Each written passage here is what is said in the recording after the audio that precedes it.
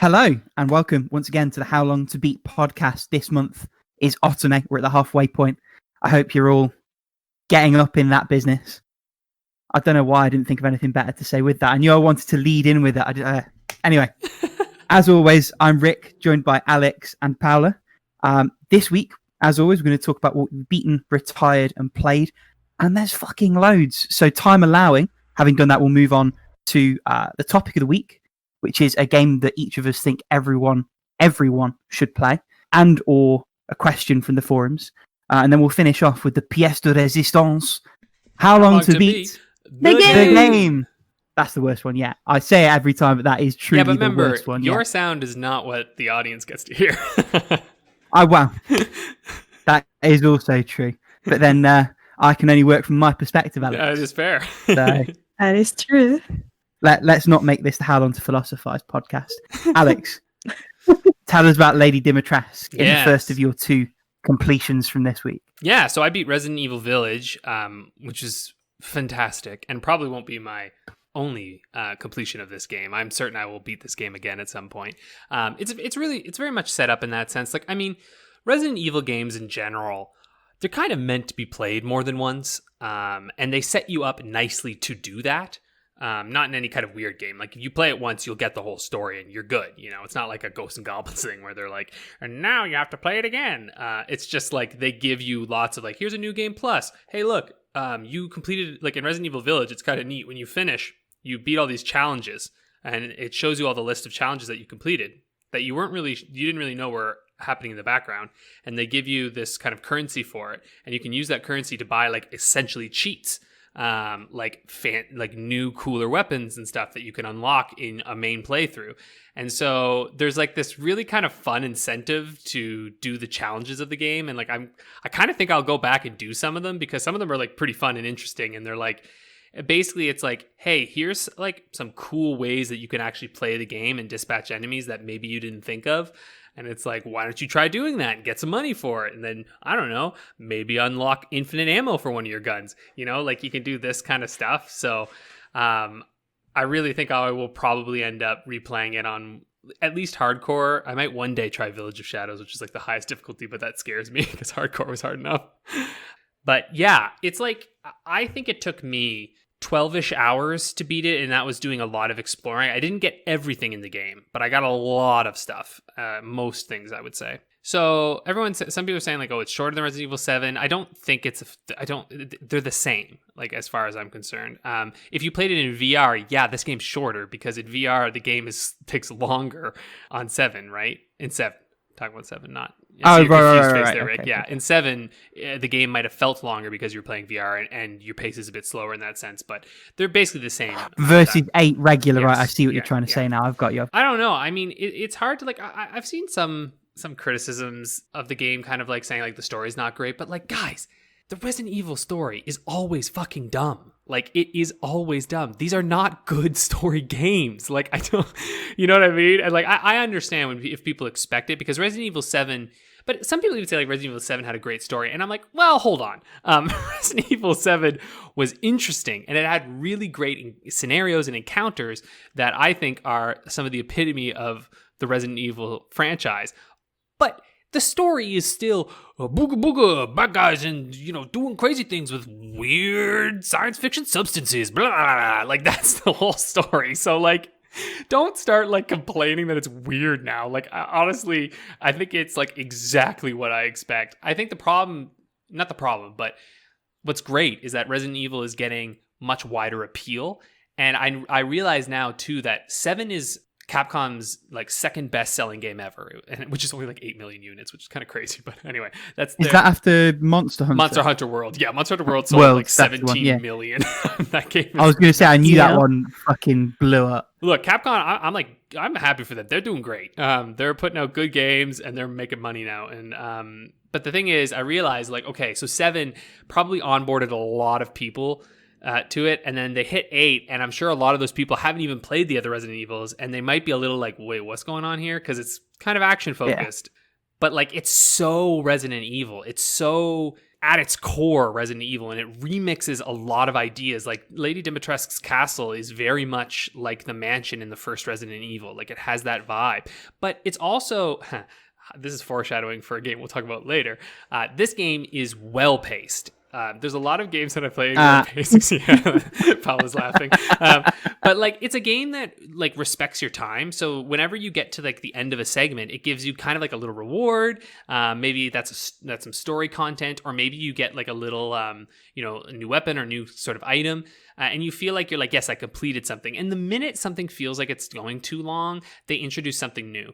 I know some people have had some problems with the final sort of level, and I think I agree to an extent. There's this sort of level that happens in an industrial setting, we'll say, and I would agree that I think it's a little less maybe intriguing as some of the other settings in the game. That being said, I really enjoyed that segment because they introduced some really cool enemies in it that I really loved, and actually reminded me of some of the enemies at the end of Resident Evil 4. But I can totally see why someone might be like, I don't like this part, it's taking too long. It just tickled my fancy because for once, and I don't know, this is kind of a spoiler, but not really a spoiler. For once, there is no motherfucking lab. There's no lab at any point in this goddamn game. You never enter a lab. I'm so tired of entering labs in Resident Evil games. But if there's no lab, where are they fitting Albert Wesker in? Don't tell me he isn't there. Yeah, where are they fitting? Actually, they do some neat things in this game to tie it into everything. And makes sense of 7 and stuff that I enjoyed as a fan of Resident Evil. I was like, oh, that's neat. I like that. That's smart. So anyway, yeah. I was just going to say before you moved on, just on the point of onboarding. I don't know if either of you played 2 and 3, the remakes they did, because I didn't. Because they came out between 7 and this, right? Yeah. And I wonder whether they, in the retelling, did they smooth out some of the rougher, wackier edges as well? Oh God, no. Just in terms of. Okay. Well, that ruins the theory I had then. I wondered whether if people had played 7, then the remakes of 2 and 3, and had 3 relatively serious games, whether that strengthened your point, but maybe it doesn't. I don't know. I don't think so. I mean, like, no, I don't think so, because 2 and 3 are insane. I mean, 2 is you're locked in a police headquarters that has like fucking statue puzzles, like it's so weird. Mm-hmm. You're like, what? This isn't what? So although there's a Brit that's not as weird because we have Weatherspoons that are like old stately homes and council halls. So you're like having a pub that's in this whole thing. So it's not as weird. Maybe for me to imagine a police station in an old stately home sort of thing. That's fair. I mean, I would say that it's set in America, and like I'll tell you right now, someone in Canada, you ain't got homes like that. Not as many. We'll put it that way. Our buildings aren't that old. Well, no, exactly, yeah. Although, I don't know. Anyway, you can make the argument in like Maine or some shit, but whatever. Yeah, look, I'm a Resident Evil like apologist, frankly. I love this game. I think it's fantastic. For some reason, I hear a lot of people saying they're like, "Oh yeah, it's not like a great, like a perfect game," or like, and I was like, "What are you even talking about? Like, what is not great in this game?" Like, it's one of those things where I'm like, this game's story is crafted exactly as it wants to be. It's doing it. It's beautiful, like unbelievably gorgeous. It feels good in its horror sense. It has a wealth of extra content in it. That's free. It's just there. It's like multiple extra modes when you finish it. I'm just like, this game's great. I'm not gonna like, dance around it. I'm just gonna say this is an excellent game. I don't know. That's all me though, because I'm just so sad when I hear people going like, "Oh yeah, Resident Evil, it's fine, I guess," and I'm like, "How dare you? How dare you mock this B movie beautifulness?" Alex Thunberg, how dare you? Right? Exactly. That's like, how dare you? That's how I feel. I don't know. I recommend people play this game. Like everyone play it. I mean, play 7 and 8. Go to town. Then go play 2 and 3. Buy the double pack of 2 and 3. You'll have a great time. I think there's a double pack of 7 and 8 too. Buy them both. You're going to have so much fun. 4 great different experiences that they're not repeating the same thing every time. I'm like, what more could you ask for from video games these days? Anyway, that's all I'll say about Resident Evil. I could talk about this forever and ever, but I would just go into spoilers and stuff. And like, I don't really want to spoil this game for people because I think Capcom did such a good job of not spoiling it in their marketing. And that's also something I really appreciate, that like so many game and movie trailers these days. They just tell you the whole goddamn thing. And you're like, movies especially, yeah. right? And you're like, but I wanted to see it. But I mean, this is the weird thing. This is a tangent, but the metrics suggest that people have a better time with movies where the plot's low-key been spoiled in the trailer. Whether it's like expectation setting or whatever like that. That's legitimately a thing, and it fucking sucks. But yeah, that's a whole other tangent. Anyway, tell us about your other completion. I can believe that. Oh yeah, so I also beat Titanfall 2 kind of randomly. I thought it would be I beat Resident Evil early in the week, and then I was like, Mass Effect doesn't come out until Friday. I'm like, what am I going to do with myself? I'm going to play something, I was like, I'm bored. I'm still in quarantine. You can't do anything. So I was like, oh, okay. And Titanfall 2 was like $3 on sale.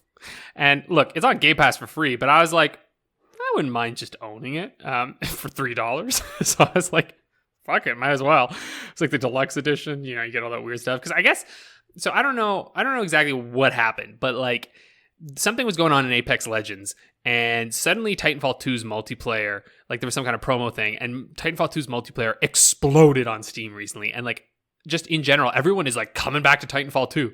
So it was sort of on my radar anyway. I don't give a shit about multiplayer. I just don't do it because I don't have that kind of time.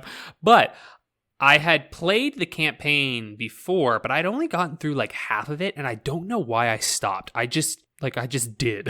I can't explain it. So I thought, well, why don't we go back and try it again? And it's sad that I stopped because I stopped before like easily the coolest level.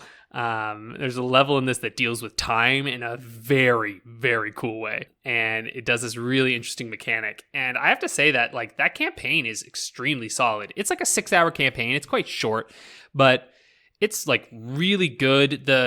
It's kind of like, we start talking, it's like a, first person platformer in a lot of ways. Like, yeah, there's like tons of shooting and stuff, but the movement mechanics in it are so fluid and they're so good. Like it just works. Wall running is like excellent. Whenever you want to wall run, you do, like it's not, you're just like, you look at the thing and you're like, I want to run on that. And it's like, okay, here you go. And I just really appreciate that in the game. And yeah, it had a lot of variety in the missions. Each mission felt like this sort of nice, self-contained, interesting thing. And holy shit, it looks gorgeous on the Xbox Series X. Like, man, I was playing that game and I was like, this game's from 2016? This looks like it's just got fucking released now. Like, it's hard to explain, but like, it's genuinely, and it had an FPS boost. And I think that's part of what helped. So like, Xbox has gone back and done this backwards compatibility, like boosting of a lot of their older games. And Titanfall 2 is, or not theirs, but like of older games. And Titanfall 2 is one of them. And holy shit, it is buttery smooth. Like that thing just, it looks amazing. Like I highly recommend it. Like it might be one of my favorite shooter campaigns I think I've ever played. It's just really good.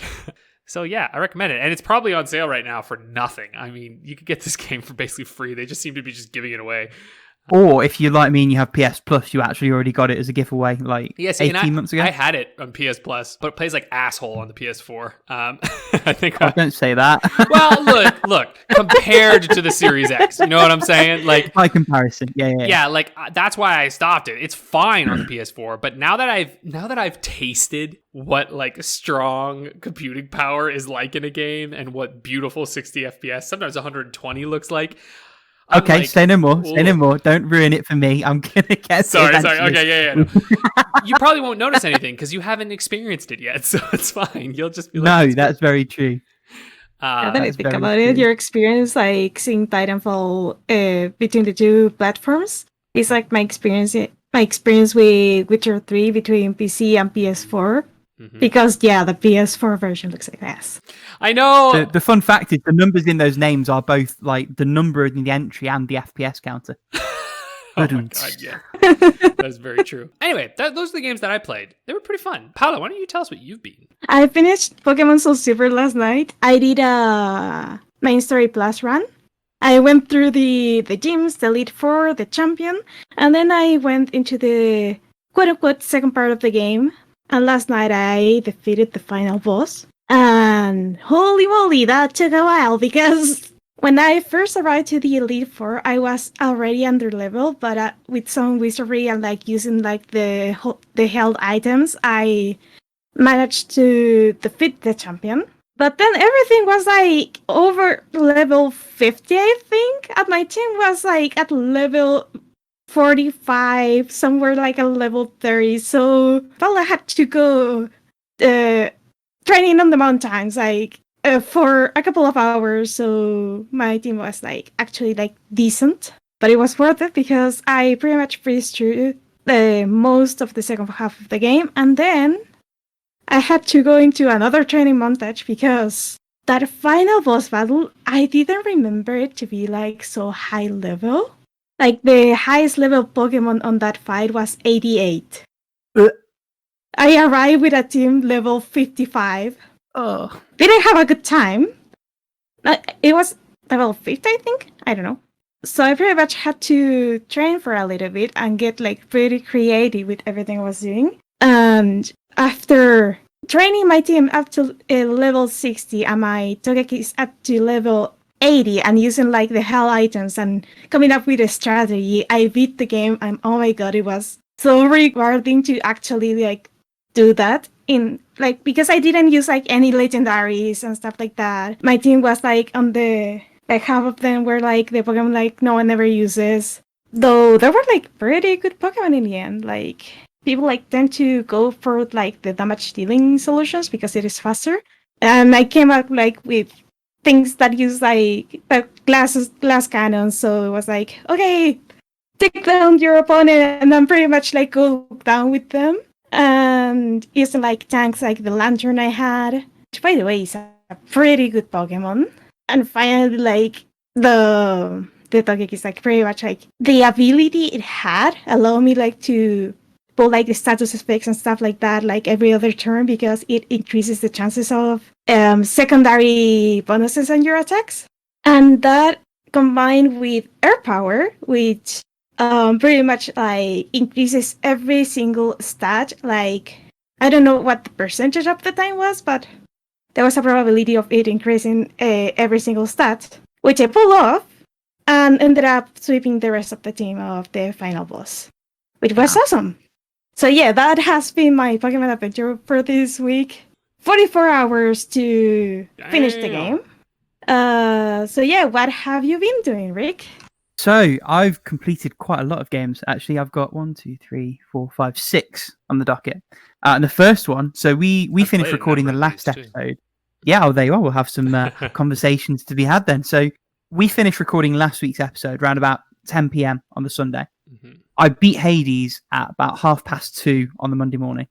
Nice. I literally, I was just like, I want to finish it because I'd gotten quite close just before we started recording. And what ended up happening is just by sheer circumstance, I fell upon a strat that made the final boss much easier. So there's one of the gods who you only get access to once you've faced the final boss for the first time, Demeter, the god of frost. Right. Her effect on the calls, which is like the ranged attack that you can throw out that's weapon agnostic, it threw out these sentry guns that fire a beam that chills.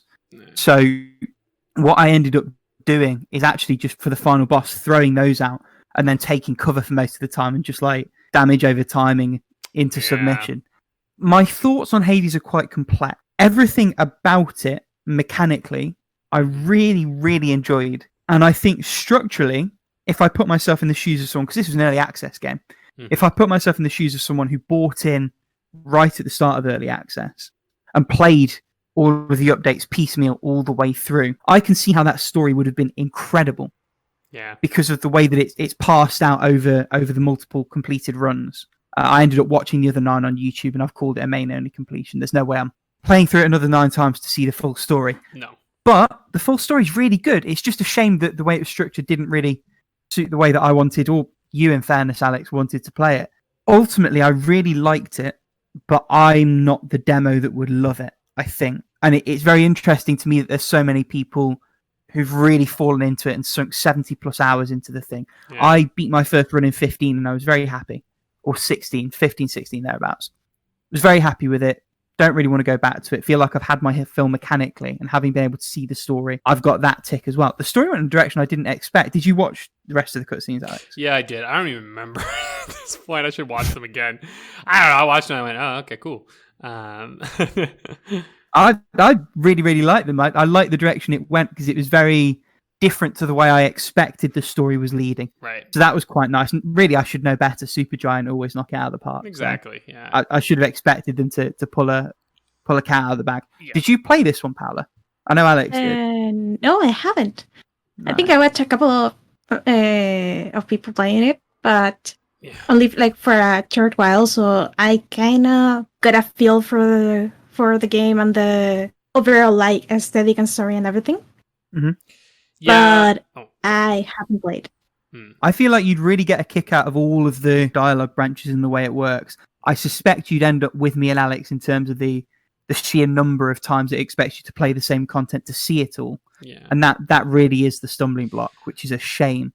I also think like you and I are like probably all of us are slightly similar in the sense that like we like to get through a lot of games, right? Like I like to I have no, drought of games to play. Like I have so many out there. And so it's like, if a game's asking me like, well, I have a pretty cool story, but you're going to have to do this thing 300 times. I'm like, well, you, sir, can go fuck yourself. Like, I'm like, I have other things to do. You know what I mean? Like, you better be the best game ever if you want me to do that. And like, it is an incredible even then your chances game. are 50-50. Exactly, right? And like, this game is pretty darn close to being like pretty much a masterpiece. But I'm like, dude, no. Like, no. It's just like, it's one of those things where I'm like, I'm not doing that. What I would have loved is if there was some kind of option to skip a lot of the preamble. But I mean, that the mechanics don't really lend themselves to that. If it was a case of you need to win the boss fight 9 more times, that would have been fine. Maybe you could select a loadout or tweak it somehow. But it's just the fact that what leads up to, although the levels are shuffled around each time, you're still going through the Underworld, Asphodel, Elysium, and then Tartarus right at the top. You're always doing the same thing in roughly the same order and configuration. Yeah, your layout will change in terms of your loadout rather, not your layout. But then you're probably going to angle towards certain things anyway because of the strategy that works for you, or because you're trying a specific thing, or because otherwise you're just gonna fucking die. So it's like, you're like, and I think it's probably where it found a better audience on Switch, which I'm pleased that it did, because it's people who, like you say, aren't us blasting through all of the games and having all of the games on the backlog, who've got it, can lock and unlock the Switch on a whim, and just like sink and lose themselves into that game. Exactly. And I think for them it probably works excellently. It just kind of makes me sad because I feel like there's another me in another reality that loved the shit out of this game. Yes, same. And played on Vita. Yeah. Oh, I would love Hades on Vita. I feel like if it was on Vita, I would have probably done the other 9 playthroughs. I think that would have done it. But yeah, I mean, if it sounds like your thing, if you like roguelites, if you like anything Supergiant have ever done, I still think it's worth a look. Oh, 100%. Like, the 16 hours that I spent with it, I thoroughly enjoyed. I just couldn't face another sort of 30, 40, that's all. Yeah. One that I did do multiple playthroughs to finish, and have finally finished, is Kamiko. So I think you said you played this one as well, Alex, when I did run number 2 last time. I love the game. It's really nice, actually. It's a great, shortish playthrough. So I did my final run, which is with the Archer character, who I liked the least out of the 3, I have to say. Because I don't think that the game lends itself as well to range combat as it did to melee. But it was also my shortest run of the 3. It's a really nice half-hour palate cleanser. I played it in a number of sort of 10-minute chunks in between doing other things on a given day. And it's really nice, and it's super cheap. I think I paid like £1 for it on sale on PS4. Same. Yeah, it's on the Switch too, and it's very good on the Switch because it's it's like just like an hour or so. I think I remember playing this on like in the before times on a road trip somewhere, and like it was. Oh, it's a great road trip game. I can imagine that. I just like beat it on that drive, and I was like, "This is great." 100%. But it's not even like your first run might be close to an hour.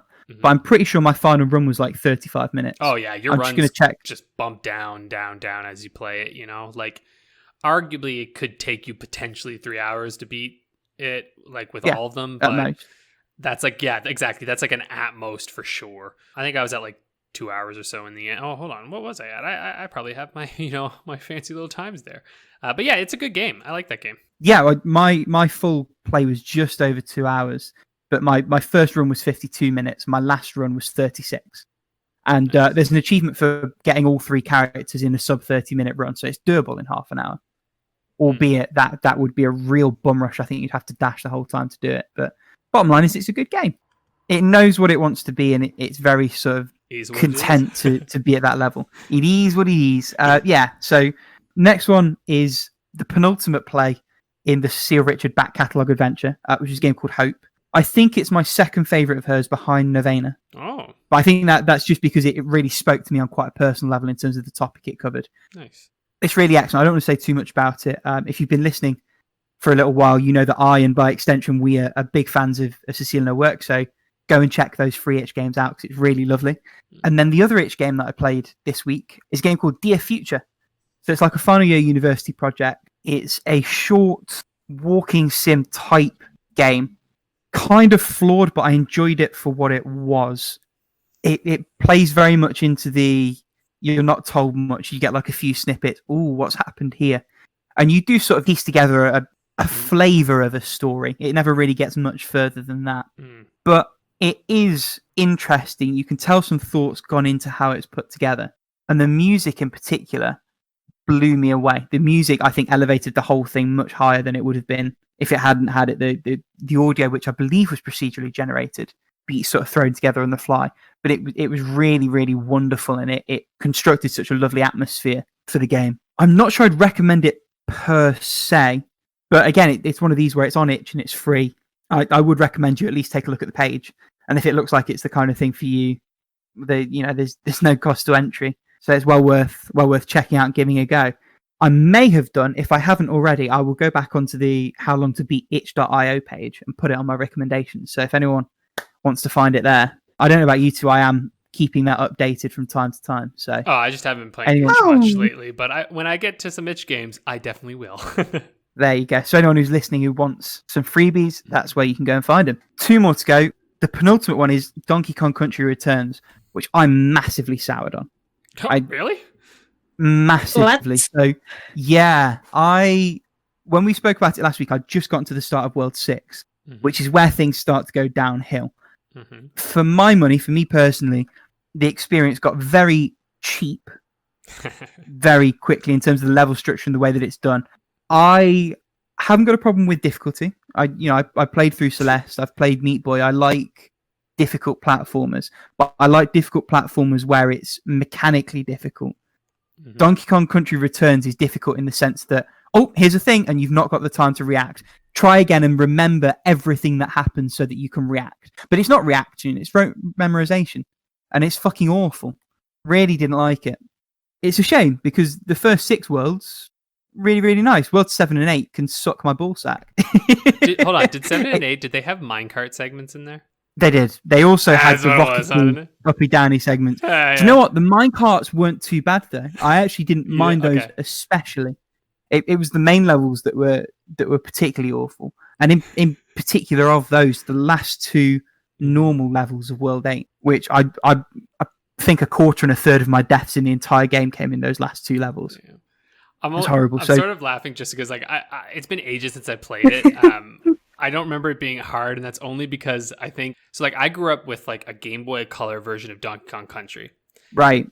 I was going to say, I kick ass at those games. It's like Ghosts and Goblins, right? I can play Ghosts and Goblins, and I could beat Ghosts and Goblins. And people are like, "But it's so hard." And I was like, "No, you just have to have played it for 1,000 hours as a child." And this is the caveat, because Returns is definitely aimed at people who played the SNES Country games. That isn't me, and I can't judge it from your perspective, which is I have a muscle memory for these kinds of games. I know how they're laid out. I roughly have an idea of what to expect. And also I'm desensitized to the bullshit because I grew up as a kid doing it. Yeah, like I remember when I went through it, I was just like, I got this. But I could see what you're saying, for sure. As someone for whom it's the first country game, that level design just feels malicious and nasty and cheap. Pretty much is. Towards the end, which it is. But this feels like an Alex recommendation to play it, but don't bother finishing it. Yes. That's where I feel. I had a great time with the first 6 worlds. If I'd finished like 8.5 hours in at World 6 and just pretended that I'd finished it, beautiful. Would have had a great time. I honestly would have felt a lot better about it again. Yeah, I recommend that for most of the Donkey Kong Country games. Like, I really think, just because, and like, I know it sounds weird, but it's like, honestly, like, actually, it's kind of like the ukulele, that new one there too. I played the Impossible Lair. I never beat the Impossible Lair. I don't give a shit. I beat the rest of the maps. The super ultra hard cheap, difficult stuff, that's not fun. So it's like, honestly, with Donkey Kong Country games, I'm like, just play them until you get to a point where you're like, I'm dying every single time. I think I'm done. And just like walk away. Of course, the tricky thing with saying that is once you get quite close, then you feel like, fuck, I want to do one over this. And genuinely, I was fueled by pure spite Welcome for to the Donkey last Kong. hour of my playthrough. I wasn't beating the game, I was beating the game. So help me, I was beating the game. Oh, and there's the Donkey Kong. Oh, I love that so much. Yeah, wow. Three guesses who's not going to go back and play Tropical Freeze. Oh, you just play it with Funky Kong. That's another thing. Before I move on, just to add to like the annoyance, after you die a few times, the fucking pig in a little lemonade stand waving his white flag. What do you want Funky to play the level for? You know he can funk off. Part of me, like, you know, I'm totally like, yeah, it's so terrible, but I also just love it because like they know how to get you. You're just like, no, I will defeat this, right? And you're like, oh yeah. But the thing is, like, you drop in a little balloon in front of the cart, and every time it just be like, okay, here we go, no, fuck you, and then I just carry on going. Yeah, and it's just like it then becomes a weird like Stockholm syndrome thing. Yes. It's like, hey, piggy, no, fuck you, I'll see you in 5. Exactly. So weird. Tell us about House of the Dead 2. What's this whole thing? I was much happy with House of the Dead 2. It was the best kind of rubbish. I had an excellent time with the House of the Dead 2. I played it via the 2 and 3 collection on Wii, which is lovely because you've got IR aiming and the gunshots come out of the Wii speaker. Nice. The controller speaker, which just feels right. The shooting's excellent. Even for an arcade game, it doesn't feel particularly cheap. It felt fair most of the way through, apart from the odd sort of pocket of things. It did do the repeated content thing. So like the bosses, there's 6 levels. So the bosses from levels 1 and 2 pop up again in level 5. The boss from level 3 pops up again like halfway through the final level. And then the final boss can like summon miniature versions of the bosses from the first 4 levels. So like the content comes back and back and back, but you almost don't mind it because it's like this is a half-hour game, and once you've learnt the pattern, it's then using that and allowing you to sort of feel a progression within that. The voice acting is a sight to behold. It's really horrifically bad. I found out bad voice acting, isn't it? I found that out after the fact. I didn't realize. So I jumped on the Discord and I was like, oh, the VO for this game is like wonderfully horrible. And then a few people popped in and were like, yeah, didn't you know? It's like, no, I didn't. But it's great. So it was like, Amy, Harry, I'm so glad you're safe. What do we need to do? That must be the car they were talking about. And my favorite, the second time, I've got 2 favorites actually. The first one is the second time you beat the boss from level 1. Who's like been revived to come and stop you. The main character, James, quips, and I've written it down so I get it exactly right. Remember, there's no such thing as a second chance. It's like, what? Didn't he just have a second chance? All right, whatever. Literally, yeah. The fact that he fucked it is irrelevant, but I genuinely had to pause the game because I creased. And then the other one is the main antagonist is a character called Goldman. I presume he's from House of the Dead 1, but I don't know. His VO sounds like a drunk Arnold Schwarzenegger. Like, you're the chosen one. It's like just random words get sloshed. It's amazing.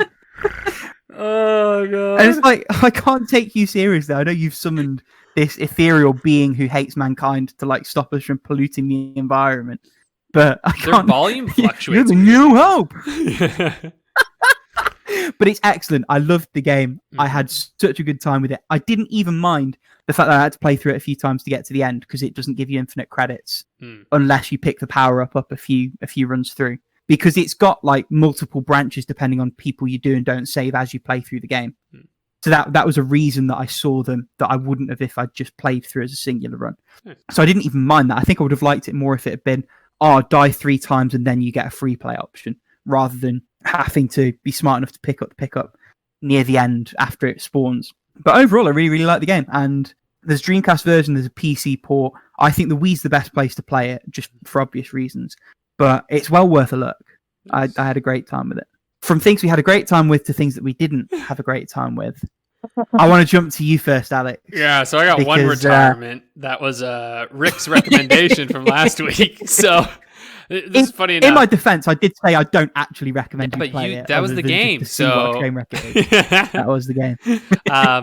Yeah, I played E.T. the Extraterrestrial on the Game Boy Advance. So I have like my Game Boy Advance. Obviously, I'm emulating because Lord knows I'm not fucking spending money on this. But I I have like folders on my micro SD card. Right, there's like in the main one, it's what I'm deciding to play. Then there's later, retired, and completed. And I just put this right away in the retired because I was like, before I even booted it up, I went, strong feelings, I ain't gonna beat this one. And like this game is fucking insane. Like it is nonsensical, and I kind of want to meet the developer just so I can like kick him in the balls. Like I'm like, fuck you. Like, fuck you. You got money for this and you didn't deserve it. Like, it's just one of those things where I'm like, I don't even give a shit if you were on a tight timeline. No, well, like, I'm like, this is bad. This is very bad. And like, none of the games from this company were ever good. Like, I was looking it up, even just when we were talking, like Fluid Studios fucking made like a G.I. Joe game for the Game Boy Color, like all this other shit. And okay, this blows my mind. So I was looking at the IGN review for it, which was a 3.5, by the way. So, you know, not good. But for some reason in their That's verdict, higher than God Hand, right? probably. Actually, it's probably more functional than God Hand. I don't know. But anyway, like the game is functional, but it's not good. I never played God Hand. I don't even fucking know anything about that game. So don't come at me. I don't know what it is. So anyway, the verdict says the keyword here is muddled. E.T. the Extraterrestrial was made by a development team who obviously has a lot of talent, but there's rarely a moment you won't be sure what to do next or annoyed that it's so impossible to do. Now, only thing I disagree with here is a development team who obviously has a lot of talent. That is categorically untrue. Like, this is not a lot of talent. Oh I know making video games is hard. I know that. And I know they were probably given nothing to work with. But this is, it's terrible. Like, it literally, okay. You were talking about like the way E.T. displays in the top right-hand corner their health. It makes no sense. The life bar. I was going to ask you about that. Yeah. Okay. I could not make sense of the life bar to save my life. So it's like a little squished E.T., but it rotates randomly. Like you can't tell why. What? Yeah. So it's a little ET sprite, and he'll like rotate around sometimes, and then he'll sometimes get crunched, and then sometimes he's just beeping red. But also you can press the B button to do like ET's like finger thing, and it drains your health. And also if you press A, he'll like run going blah, blah, like this, and it also drains his health. And I'm like, why would you make the two input options health draining? That makes no sense. So literally you can't press anything, and there seems to be no reason to ever press any of ET's commands, because arguably, okay, the only reason you would press the A button to run away going, is to run away so that you don't get hit and lose health. But if you press the fucking button, you lose health. So why would you even use it? You might as well just get hit by an enemy, because that's all that running away is going to do to you anyways. So I didn't understand. I was like, what is going on? Also, the maps are insane. They make no sense. Like, you can't tell what anything is doing. There's no visual indicators whatsoever. It's just giant forest. And, like, it tells you on the first one to go collect fucking flowers. And it's just like, why? Because apparently E.T.'s a botanist. Is that part of this? I don't know. I don't remember that movie. It was ages ago, but I guess he's a botanist now. And so you're going around finding fucking flowers. And of course, it's one of those games where like the first few flowers are pretty goddamn easy. But then, of course, you get to the point where you're like, I got one fucking flower left. Where the hell's this stupid flower? So you're looking for it. And I was like, you know what? I'll beat at least the first level. So like I did it. I got the stupid flowers. I go back to the ship, and like the ship leaves without you because, you know, E.T. And then it's like, now you got to get out of the forest without the agents finding you. Some of the people in the Discord have seen this image already, but I will repost this if we need to. But the guards straight up, oh my God, it looks like E.T. is blowing the guards whenever the guards catch E.T. because they grab E.T., who is waist height, and they shake. And they gyrate, and their hands grab E.T.'s head. And it looks like E.T.'s hands go up onto the guard's waist. It is insane. And it shakes, and E.T. goes, like this sound, and you're like, no! no. So you have this moment where it's like, oh my God, what did I just see? And like, it looks fine from the front and like the back. It looks like they're kind of maybe strangling ET, which is still questionable. But like, it's so insane. And also, the enemies are the ones who have invincibility frames. So like, after you get hit, the enemies are invincible, but you're not. So if there's another enemy nearby, you'll get hit by one, you get hit by another, and you're just getting fucked by all these enemies. Yeah. If I was a child with this game, I would have cried playing this because it is so infuriatingly terrible. And like, I feel sorry for you, Rick, that you had this as a child. Because I actually... Oh no, my brother had this. I was all right. Oh, thank God you avoided it. Because I'm telling you, the first level, I was almost willing to forgive the game a little bit. I was like, oh, okay, it's not like that bad. You know, sometimes it's kind of fun to like, you know, watch the enemy patterns and, you know, dodge them and go get the flowers. Like, it's not bad. But then you get to that second level and it's like escape the forest and you're running around. My finger hurt. I was holding the D-pad so much to try and run around this fucking random map. And I never found the exit. I don't know where the exit is on that map because who knows? And everything looks exactly the same. Don't play E.T. the Extraterrestrial. I'm so glad I got you to play E.T. the Extraterrestrial. Oh, I was like raging. If I'd known you were going to play, I would have given you the level cheats because we've got them written down somewhere. Oh, I have the level cheats. It's all good. You can find them online. But I wanted to give it the good old college try. I'm not going back, though. I don't care. I don't want to see what Elliot's levels are like because fuck that. Anyway, hot take. This development team who only developed in the early 2000s, like literally 2000, 2001, 2002, and then was rightfully disbanded, has not made any more games. I hope this person has gone on to make one of the games or something.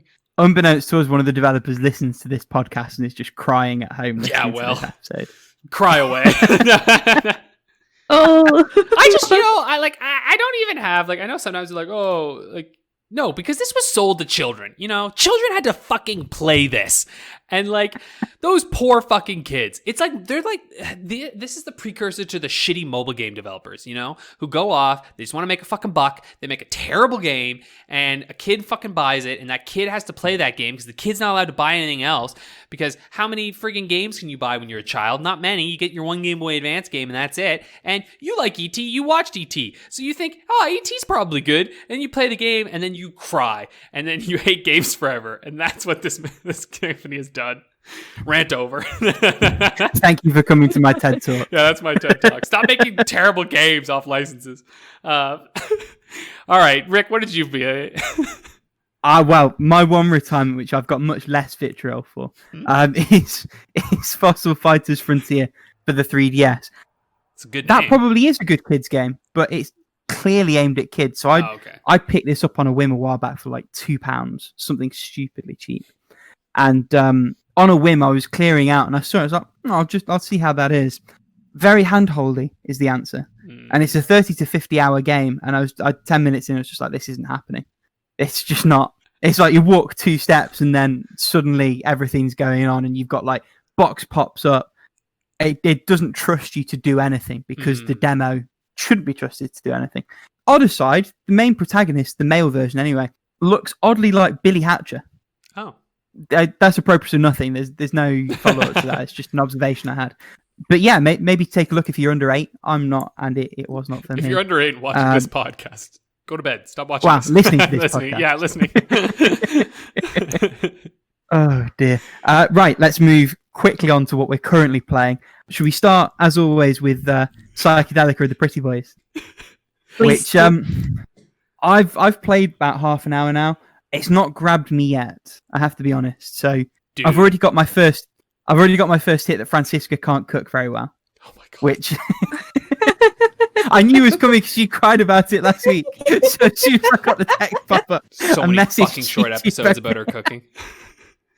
That's the only thing I've learned about Francisca, that she can't cook.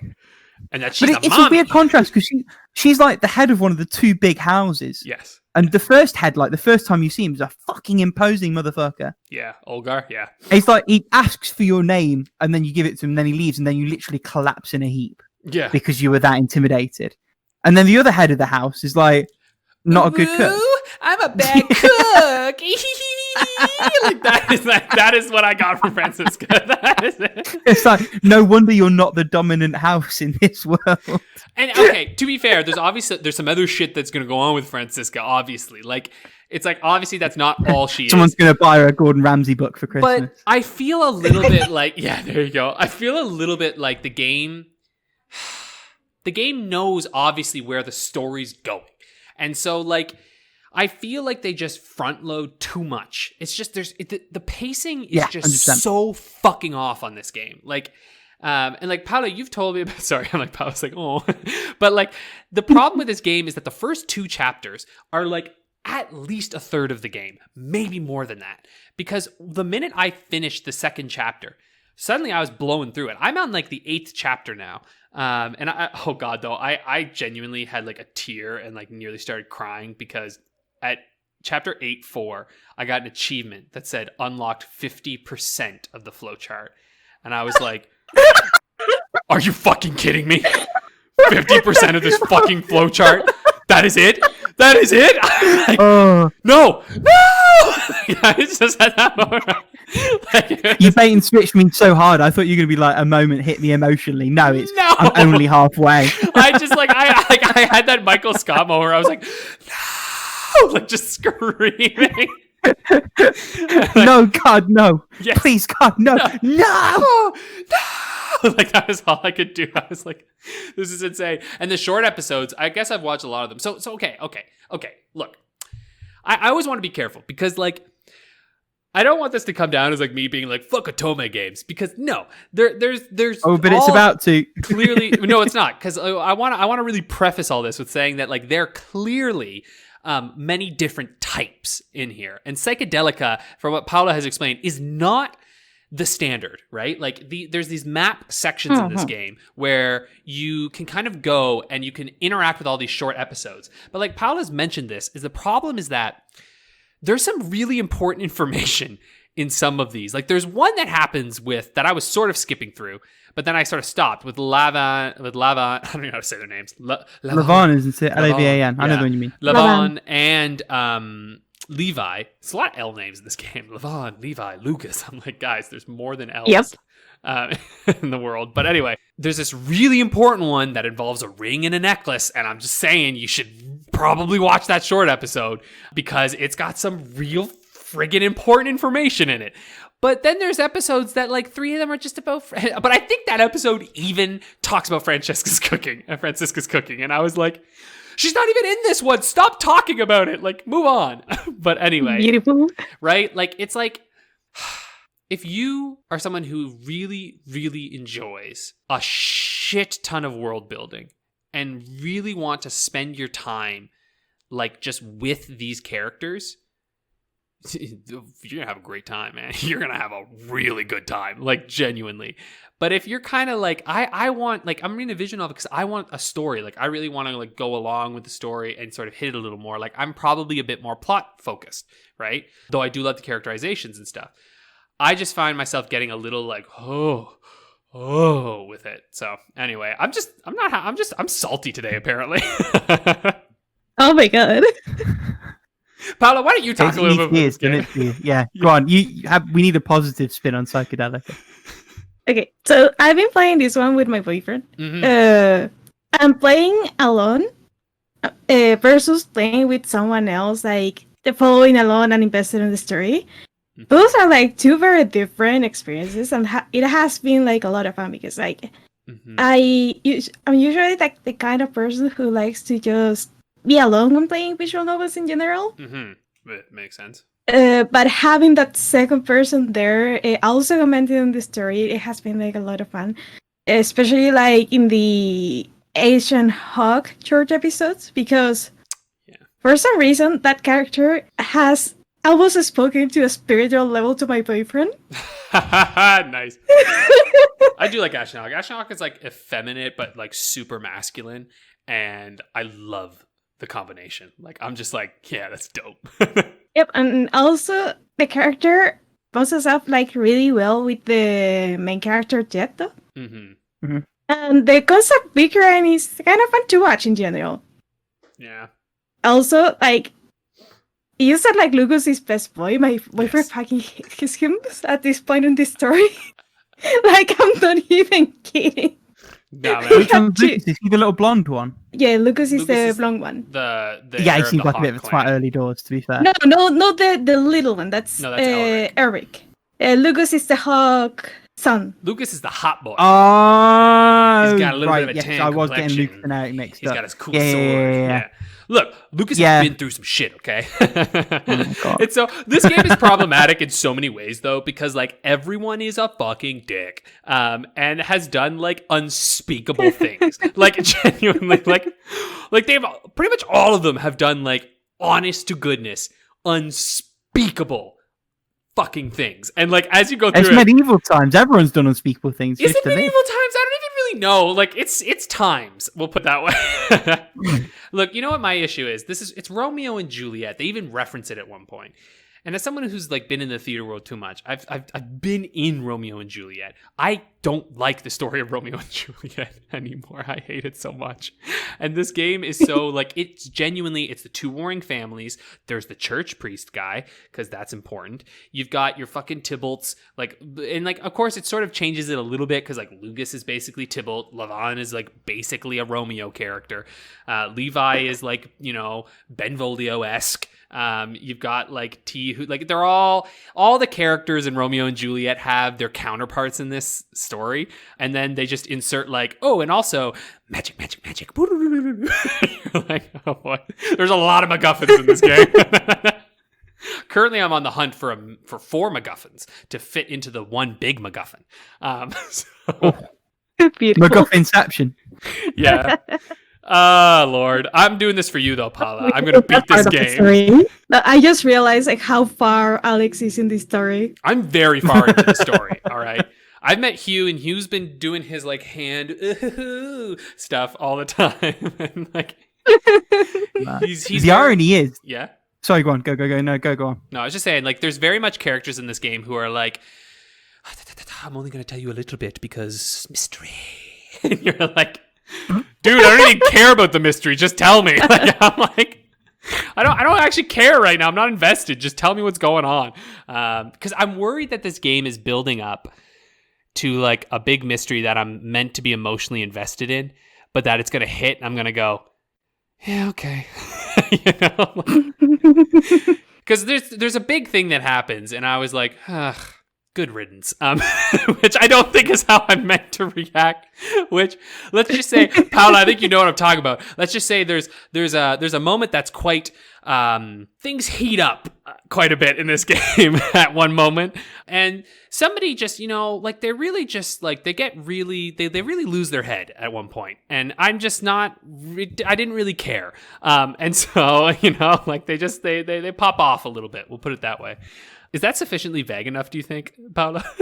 I think that is a little bit too vague because I'm trying to pinpoint the exact part of the game you're talking about. You might not have hit it yet then, because you might not remember. Yeah. I might not remember, but I also remember more than one time that is like that. Oh my god, there's more than one time? No, forget it. You'll know what I'm talking about when you get there. That makes me like sad. I'm like, oh, do I have to deal with more of this later on? No, maybe I'm just literally stupid. No, really? All right. I think I know what you're talking about. Okay, good. You think I know it. Yeah, let me just put it this way. When that thing happened, I did not care. I probably should have, but I just did not care. Rick, you'll get there and we'll talk more about it. I'm looking forward to us having like a real spoiler chat on this because it's a freaking visual novel. You got to talk to spoilers because that's what the game is. It's the story. Anyway, sorry, we're already at an hour, so we should probably move on. Sorry, listeners. I know this has just been a lot of Alex ranting on random stuff. Oh, wow. I'm just gonna say, the moment you switch from Color Cross Valleys to this game, I was like, should I tell him that he will probably enjoy Color Cross Valleys more because I thought that was like Warrior Jam? Look, Color Cross Valleys is gonna have to be another OtoMay game. That'll just be it, We'll have another OtoMay. We'll just have to do Autumn Yeah, I will murder you. That's soon. I need a year in between my OtoMay games. We'll compromise on Autumn October. Yeah, Autumn October. Oh wow, that sounds kind of neat. Anyway, I'll just quickly brush off what I've been playing. We'll go through our playings quick. Playing Halo 4. Halo 4 starts a little rocky, but I gotta say, game's good. I know people like shit on Halo 4. I don't know. I think it's pretty good. Like I have to say the shooting is really punchy. It feels really good. The new weapons are pretty cool. I'd even say the new aliens are neat. Is it Bungie's Halo? Like, no, but it's quite fun. It gives that Halo experience that you're looking for. Just the first mission is a little rough, a little rocky, but once it gets going, it's quite fun. I'm playing Mass Effect Legendary Edition. Ooh, Hey. baby. I love it. It is exactly what I wanted. Like I said, I'm supporting local. Support my little BioWare buddies who go. Actually, I gotta say, this is sort of funny. It was a little weird when I watched Dragon Age 4, like when they did their little trailer thing talking about BioWare. They filmed it just all over Edmonton, and like a bunch of the locations. I was like, hey, it's right outside my house. I was like, could look out and see them filming that shit. And I'm like, oh, this is weird. I'm not used to having games made in the place I live. You know, I've lived in rural small town villas so often. It's just you're not used to seeing where you live, or people that you can like run into on the freaking LRT. But anyway, Mass Effect Legendary Edition is fantastic. It looks like how you remember it, you know, in the sense that like, you know, when you like play a game and you have memories of it and you're like, oh, it was so good and like it was amazing and like it was incredible. And then you go and you play it and you're like, oh my God. And you're just like, it's trash. Like I'm sure if I booted up the original Mass Effect right now, I'd be like, oh, why is everybody so blurry? Like, you know, like. It was a blurry game. It had a lot of weird movement sway to it too. Like every time you turned, the whole game was like Gaussian blurred. It just like couldn't see anything. Vaseline situation. Yeah, it was like Vaseline game, and then you would sit in your elevator for 3 hours. And this is so much faster. Everyone looks beautiful. The textures are incredible. They've even tweaked like the gameplay and the combat. And the combat is, I will admit, it still can be slightly clunky. But I have to say, the gunplay feels really satisfying. Like I've been quite enjoying it.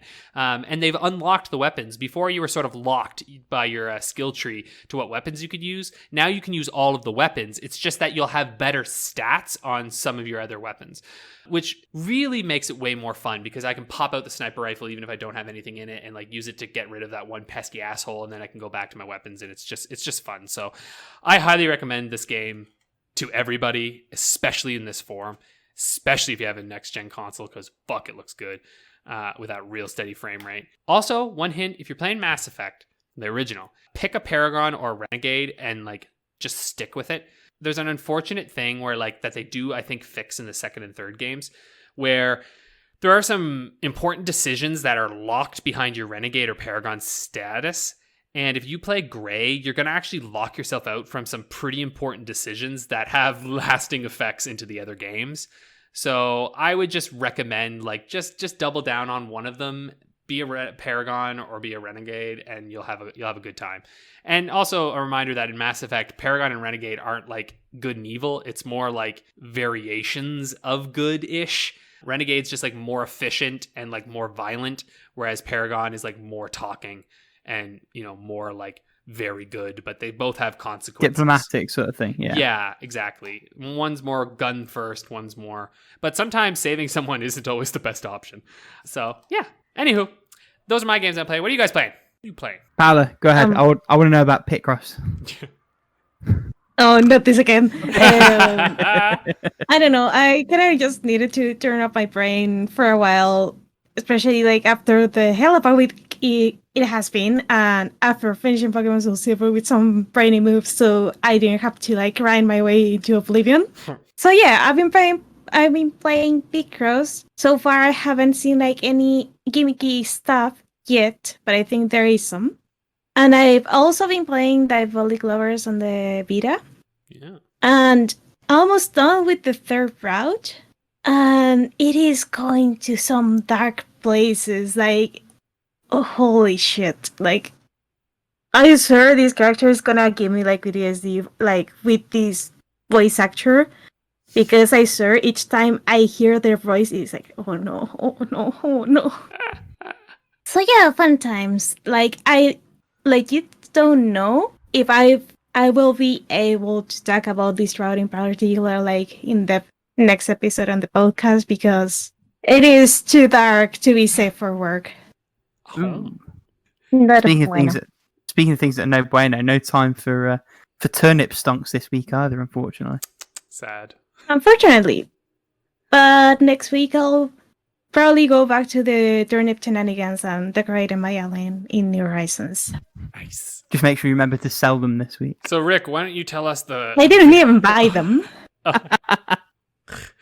the veritable hodgepodge of games you're playing? Well, yeah. To be fair, a couple of them I'm not. So Pokemon SoulSilver, I've changed in the in the document to Pokewalker SoulSilver because I am still just walking my Dratini around Beautiful Beach. That's all I've done with that game. Amazing. It's a weird one. I have got other games going on, but I also there's just like an element of trepidation with going back, which is as much me as much as it is the game. But I will go back to it because I do want to at least sort of knock out the gym badges in the Elite Four. Whether I go and do the Kanto side of things and complete the game proper, I will see. But that's still on the docket. I've played loads of Cosmic Star Heroine this week. It's really, really good. I don't really have anything new to say about it. Just it holds up through to sort of the 3/4 of the game mark, which is roughly where I'm at. And touch wood, it will hold through to the end, which I'd imagine I'll see in the next week. Yeah, like I said, that game was a real soft. Oh, I was just saying that game is a real soft retire for me, right? Yeah, you were just like I'd had your fill. I know you didn't like actively dislike it. Yeah. Sorry, keep going. Yeah. But I don't know. It's a weird one for an RPG, particularly one as short as this one. That you're just like, I've had enough now. Yeah. I started last month's game of the month, Hyperlight Drifter. So visually and orally, it is beautiful. Really, really lovely. The pixel work is nice. The audio keeps swelling in, and I'm just like, the combat's quite thin so far. It's trying to do this non-verbal communication, no dialogue thing, which in principle is fine. In practice is leading to a lot of unnecessary confusion and what's the word I'm looking for? Obtuseness, which is a bit annoying. I mean, it has its moments. So like there's these random yellow pickups I've been picking up, and I recognized a symbol eventually from one of the shops that I'd been into early doors. I was like, oh, they're item upgrades. And that was kind of a nice sense of discovery. And I feel like if it was done better with all of that, that would be fine. But there's symbols on doors and paths and things that not just aren't making sense, but feel like they ought to be making sense. Not like, oh, I'm going to come across this later sort of thing. Because it's structured like you can do any of the 4 paths in any order, which is tricky on the one hand because it means that your pacing has to be a little bit weird so that everything's doable at every stage. But also it means that if there's something there that isn't making sense, it probably should. You know, it's not like I've gone to a late game area by accident. It's designed with the possibility that I'd be here this early in mind. So, I don't know. I'm sticking with it for now. Hopefully it gets better or starts to make more sense. Maybe I end up Googling things. I'm not really sure. But that could well be a retire. Hopefully it won't be. Scourgebringer's still on the list, but I still haven't touched it. I'll be back into that properly once Cosmic Star Heroine's knocked out. And then I've got 2 3DS games. So the first one is a random DSiWare game that got a 3DS upgrade called Go Go Kokopolo. This is a fucking Japan, man. Alex's face was just like, oh god, what the fuck is it this time? So the story isn't important. There's technically a story, but like in the sense that McDonald's technically sells salads, that's not what you're there for. So gotcha. The game is a puzzle game. You have to scratch enemies, get them to chase you, and then essentially Tom and Jerry them into the trap at the start of the level. And you have to clear all the levels out that way. There are various different world things you need to interact with. There are environmental hazards. If you let those enemies catch up, they can deal you damage. It's nice, albeit maybe a little bit thin in terms of actual gameplay variety. But I do like it, and it's one that... Storytime, so back when video game magazines were still properly a thing, when the Wii was the only console that I had from that generation, I occasionally picked up a Nintendo magazine. And because DSiWare was like the new thing, they had this developer that they were following through the process of making a DSiWare game. This was that game. It's the only reason I even know about the fucking thing, let alone have bothered to sort of pick it up and play it. But it's kind of nice to see the thing I was reading about in action. The game itself is pretty good as well, which also helps. And I think it's going to be fairly short as well. So I've played about an hour of the game, and I think I'm around about the halfway point, which is pretty cool. Can I also just say, this is why Japanese should never, ever be 1-to-1 translated into English. Because the What is whole that? title is Go Go Kokopolo, Harmonious Forest Revenge. That's fucking nonsense. I'm certain in Japanese that kanji makes perfect sense. Like, it's probably... I don't even think it's a Japanese developer. Are you serious? Then what the hell are they thinking? I'm serious. It was an English-speaking magazine. I'm pretty certain it was an English dev. Okay, but English-speaking magazine doesn't necessarily mean that. Hold on. Tanuki Studios Limited. The developer is Tanuki Either Studios it's Super Limited. Gaijin or it was actually someone from Japan. But oh my god, like, it's a Gaijin for dev sure. diary. Because it says the designer is Keith Webb.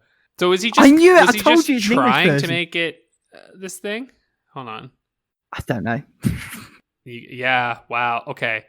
It would have been Wow. an extra effort for a Japanese person to write a dev Straight up, diary his for an name is English Keith video game Webb. magazine. So his name is one Yeah. letter off from Weebs.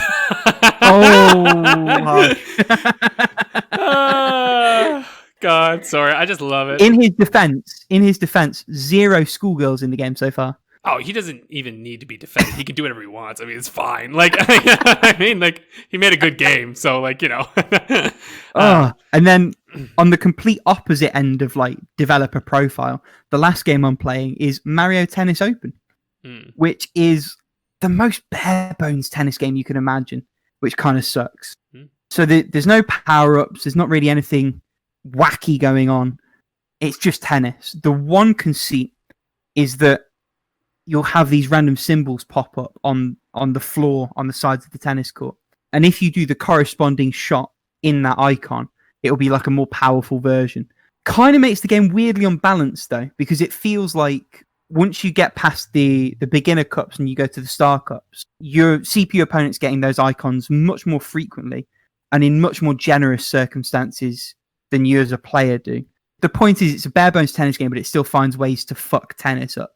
Which, like, tennis is a thing that's been sorted gameplay-wise at this point. You shouldn't be screwing it up. So, at the moment, it's a 6 out of 10. Like, it's fine. It's okay. Depending on how many more cups there are. So, I've done the 4 entry cups that are just unlocked at the start. And I'm now on the 3rd of 4 star cups. If there's more cups after the star cups, I might retire it. If there aren't, I will call it a completion. But so far, it's okay. Like, I've been dipping in and out of it, and that's the only saving grace. Like, tennis is fun enough to sort of pick up for 15 minutes and then put back down again. The 3DS is flexible enough that you can do that with it. So, but again, like Fossil Fighters, it's one I picked up on a whim super cheap. Like, you can get that game for $5. Yeah. Which is disgusting for a first-party title. I know. I think I got the golf one for $5. It was like...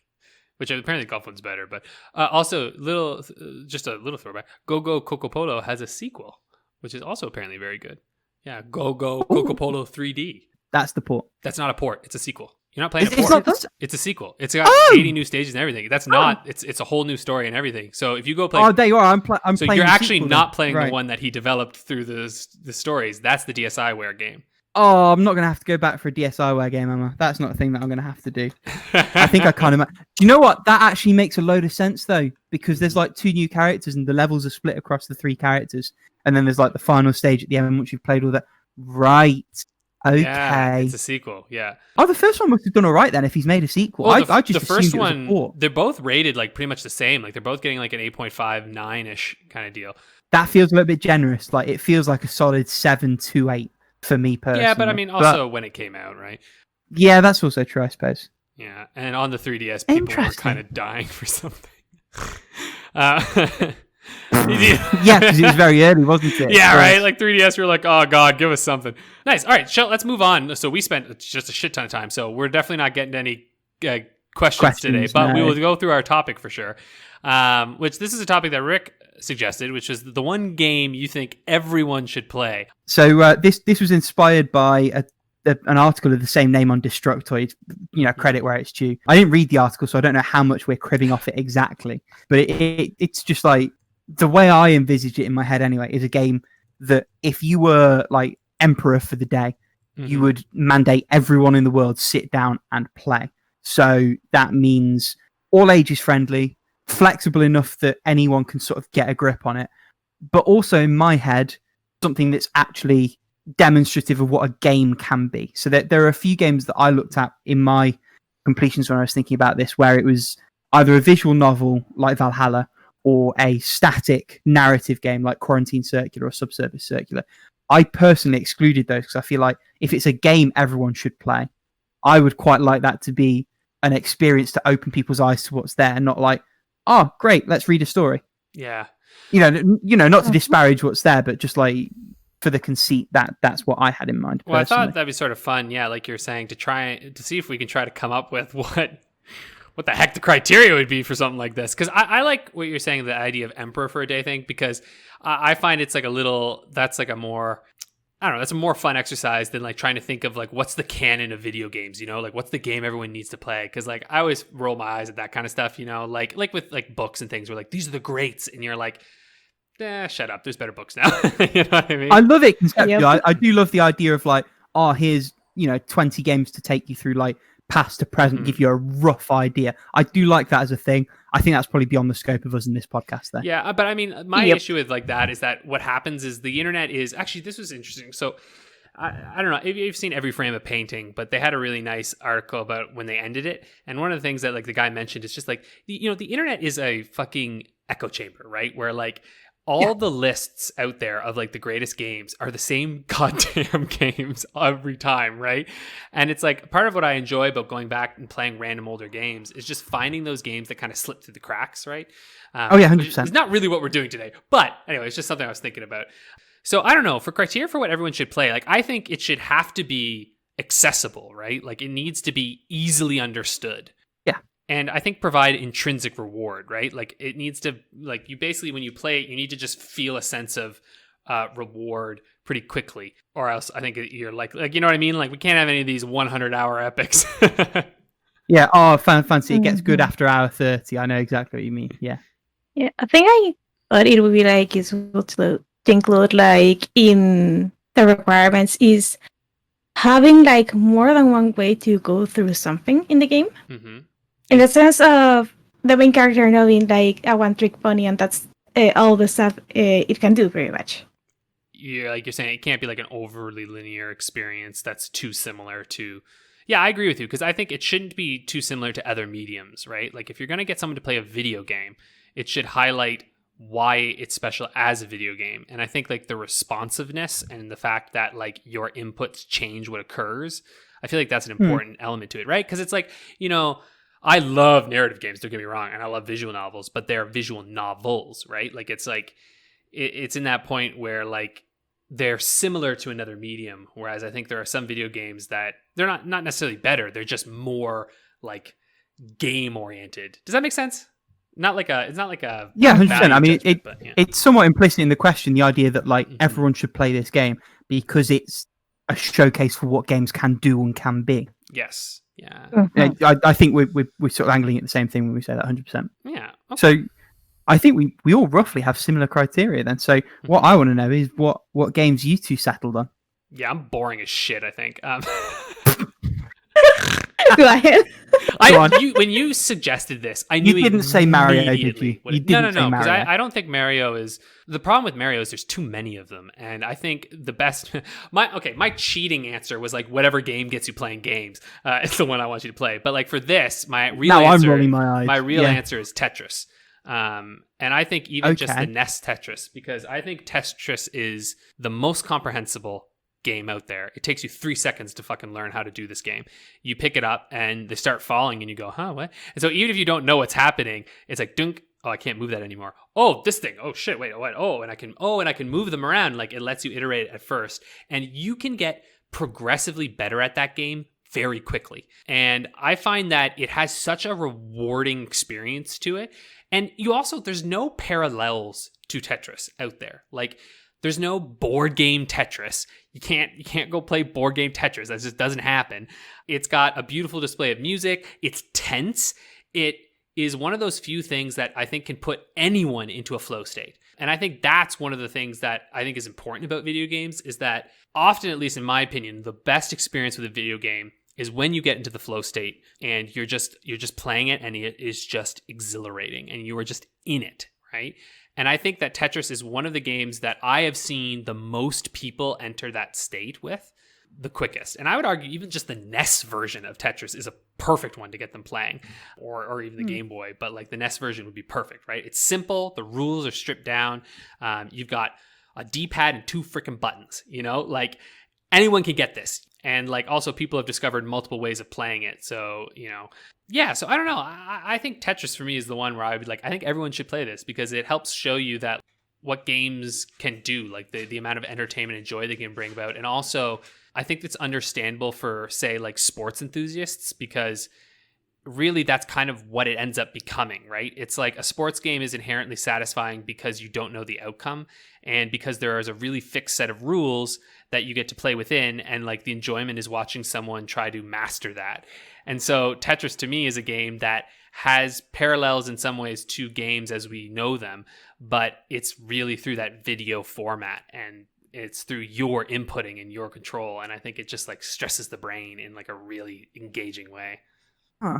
I would never have thought of that, but you actually make quite a compelling case. Although, personally, I find Tetris kind of quite boring, quite dull. Yeah, but that's just me. I appreciate played a lot of video games too, right? I've played a lot of games, and remember that thing sold the game. Timeless. Yeah, well, that's very true. In 1989. Oh, no, the Tetris is timeless. Think about it. Nintendo Switch Online, what was the first thing that they put on? Tetris 99. Fucking Tetris 99. Tetris Effect. That thing is like selling VR, man. Like I'm just saying, Tetris fucks. Like my boyfriend said that one of his friends to get into competitive Tetris, for some reason, like my boyfriend decided to coach them. So then my boyfriend was starting like researching strategies, and he said a sequence of words that was incomprehensible to me, and I was like, "What? What the hell are you talking about?" Exactly. Oh, dude, I'd love to talk to your boyfriend. I love competitive Tetris. I mean, it's like it just blew my mind because I didn't even think about competitive Tetris. And I didn't even think like how deep the rabbit hole goes. Listen, competitive Tetris is still creating new strategies. Like there is a brand new strategy that just came out like a few months ago that is like revolutionizing the times and the scores for competitive Tetris. Listen, I'm telling you, go on YouTube, watch the Tetris World Finals for each year. Doesn't matter which one. They are so fucking intense, and it's awesome. Anyways, I'm done. What's the next one? Who else? Yes, Paula, go on. What was your pick? Okay, this is gonna be a cop-out. So as much as I would like to recommend like my favorite game from all time, that is Majora's Mask, to be played by everyone, I understand that the 3D mechanic is not accessible to everyone. And also as sandboxy as it can be, it is a little bit linear at some points, even though you can like do stuff like in different order. But anyways, so you're like sneaking two in there. There we go. Straight from the point. I ended up deciding for Breath of the Wild. Oh, okay. The Legend of Zelda Breath of the Wild. And hear me out here. Like, it does have like that initial learning curve, though from all the people that I've seen playing it, including my nephew, you can still like pick up like how to play kind of fast, especially because it has, when you enter like in tutorial mode, when the game prompts you to press something, it also shows you where in the controller the button is, which helps you understand faster like what are you supposed to be doing. The other thing about Breath of the Wild is very sandboxy in the sense that you can do whatever you want, like in there any order you want. If you want to go straight to the final boss, you can. If you want to take the long route, you can. If you want to skip the map with some with a bomb or anything, you can. Or if you want like to just even have a linear experience, if you want like to try to play it as a normal Zelda, you actually can. Because there are like segments on the game that are designed in a linear way, but most people skip them because it's like I'm just using Rivali scale and skipping like this whole mountain, even though like the pathway is set up like a very classical Zelda experience. And also, and this is the best part, and I ended up deciding on this game after watching a bunch of videos, you don't even need a sword to beat the game. You could if you so choose, you could just bury everything to oblivion, or just grab a cube with magnesis and kill a Lionel with magnesis. Jesus. It is absolutely crazy, and I love it. And there's this YouTuber, Smalland, who actually... that dude does some crazy shit. He went through the entire game. Mm-hmm. Through the entire fucking game. Using just steels, magnesis, cryonis, and stasis. He didn't use bombs. Damn. He didn't use weapons. He didn't use bows. There's only one instance in the game where the bow is required and they give it to you. And it was crazy. It was absolutely crazy. And I see how my boyfriend plays. I see how my sister plays. I see how my nephew plays. And I see how I play. And we all play in a very different way. And that is just plain awesome. Like, it's been a while since I've seen a game that if you ask one person and you ask 100 people, you will get 100 different stories of how they beat the game. So, yeah, that's why I thought that Breath of the Wild was a showcase of what a game could be. I totally hear, like, and I feel like I'm like, yeah, no, I'm convinced of it. But I just think I grew up with so many hicks. And so they were in my mind when I was playing this. I was like, what's a game that I would get my fucking hick farmer bud to play? And I just can picture him picking up Zelda going, the fuck's with all these little fairy boys? Like that. I don't get it. What's going on? What's that thing? Well, what's that little blue thing? I can just see him getting so confused. But that's I feel like that's maybe slightly too mechanically complex. So even with the sword and everything else not needed, I feel like even just the twin sticks, I think anyone not anyone, but once you go up above 30 and 35, you just run into problems. Yeah. I think that's where I maybe stumble on that a little bit. But I do love the creativity, and I feel like it's what's a game that all gamers should play. I think that's without a doubt. I think that probably nails it. My gut says it's probably just a bit too much to give to everybody. Tell me if I'm wrong here. No, that's sort of what I'm feeling a little bit, but I think I would love it if everyone played it. I think, yeah. Mm-hmm. I think I'm a little bit in that boat where I'm like, I could see it being just a little too much for some people, but that's what spurred me to bring it back around to pick a 2D game where camera movement's not a thing. I picked Yoku's Island Express. Really? Okay. Pinball. Everyone fucking understands pinball. Yeah. So most of the game is fucking pinball. You move left, you move right, you pinball. And it's all ages. It's the most wholesome experience. I feel like you could put anyone in front of that game and they would have a good time with it. That is a good game, yeah. Really? I don't really have... Okay. That's interesting. Yeah, 100%. I recommend that game to anyone and everyone. It's just a joy. No, it is a great game. I do like it a lot. And I haven't tried... To be fair, I should probably try that one with my dad. I think my dad could get behind that. And my dad's like the person I think about where it's like, give anyone this game. So I don't know if I've told this story on the podcast. We tried to get my dad to play The Hobbit, the PS2 version. Yeah. And he couldn't get his head around moving and doing the camera at the same time. So whatever he'd do, anytime he needed to adjust the camera, he'd stop moving. And you could see like the switch flick in his head, like, I'm using the right stick now. Okay. And he'd switch the camera and then he'd stop.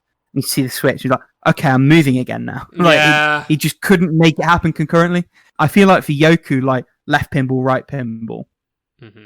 I just feel like that's way more intuitive. I think it's a similar thing to what you're saying with Tetris, where it's something that even without instructions, if someone's just sat in a room with the game, they would make it work. I mean, the thing's even color coordinated, like the left and the right are the blue and the orange. Yeah, I think it just works. I could see that. And anyone who's listening who hasn't already played the game, first of all, what the hell are you doing? Second of all, it's free on Twitch Prime. So nice. Anyone who's listening and has Prime, download it, get on it. And you might have had it on PS Plus because it was a giveaway there. I'm planning to replay it soon. It's why it was at the forefront of my mind. I was cleaning up my PS4 library and I saw it in my PS Plus. So I was like, oh shit, I should play that again. Yeah. So yeah. We wrote down here to try to choose one of the games, but I don't know. I think we'll all just probably choose our games. I don't know if that's very effective. I don't know. Like Alex made a very compelling case with Tetris, so I kind of think like Tetris is timeless. Et Brutus. Tetris. 2 votes for Tetris. Well, Et Tetris. There you go. That is where it Just a little shout out to anyone listening. Go watch Smallland's videos on Breath of the Wild. You're gonna have a good time with those. I recommend Smallland in general. This is good, very, very fun stuff. He does some crazy Pokemon ones too. I'll tell you what, I'll put a link in the description down below. And when you go down to chat while you're there, why don't you just click like and subscribe and ding the bell and do all the other things while you're there, yeah? Yeah, Cheers. there you go.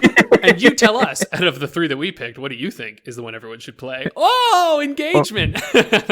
Oh! All hail the algorithm. Yeah, why don't we move on to everyone's favorite game, How Long to Beat the Game. Rick, The game. What are we playing this week? Let's do it. Right, so... Oh, actually, no, because you've just bloody played that. It's come up as Gravity Rush. That's not happening. Oh, yeah, no. I just played that, so yeah. That's... Yeah, although, to be fair, I don't remember the completions at all, but all right. No, you've done this routine before. We don't believe that. No, I genuinely again. We're not falling for that again. The game is Plants vs. Zombies. We already did Plants vs. Zombies. Holy fuck. Did we? Yeah, we did. We did. Yeah. We did Plants vs. Zombies. Oh, shit, wow. I'm glad you guys I have mean, better if you want, we memories can than do me. it. I think I got it that Nope. week. So if you want. I've shuffled. No. Yeah. Oh, Penumbra Black Plague, which I nice. believe is one of the prequels to Amnesia, or Yeah. one of the previous games from that developer. Yeah, isn't it? Black Plague. Yeah. This is one I do not know very well. Here's the thing.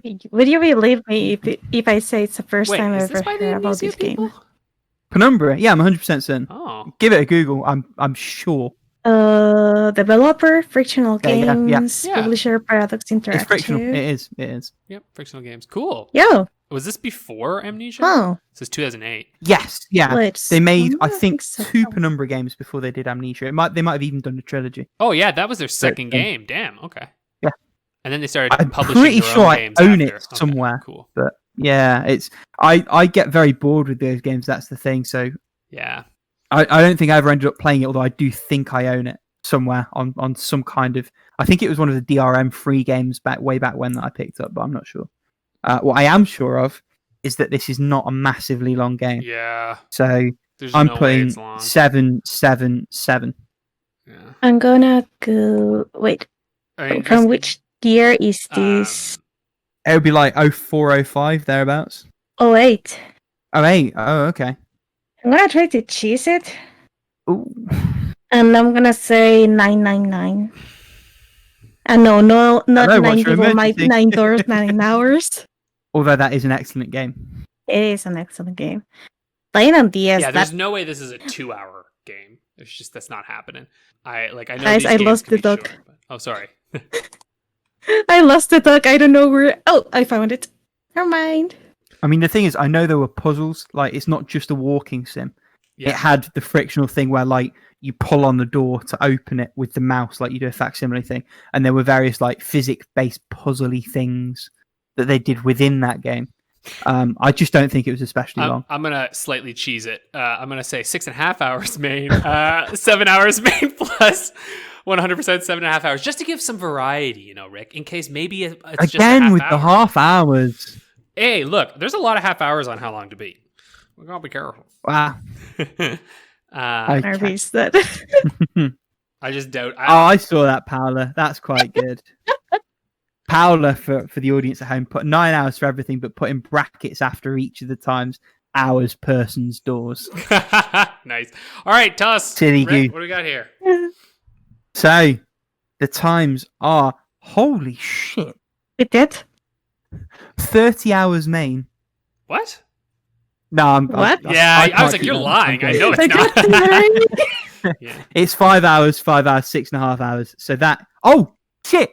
No, that's fine, because No, we've all got we 5 all hour got buffer. it. Yeah. I did have a moment. Yeah, that's 3 points for everybody. Nice. That's a 3-point day, which Wow. means nothing has changed. It is 48 for Rick, 43 points for Alex, and 40 points for Paula. We are just exactly where we were at the start of the week. Perfect. All right. Well, that's it, everybody. We'll see you next week. Yes. And next week is a very Yes, special episode. special guest. Mm-hmm. Very special guest. You won't want to miss it. Yeah, you don't want to miss it. All right. We'll see you next week. Toodles. Peace. Bye.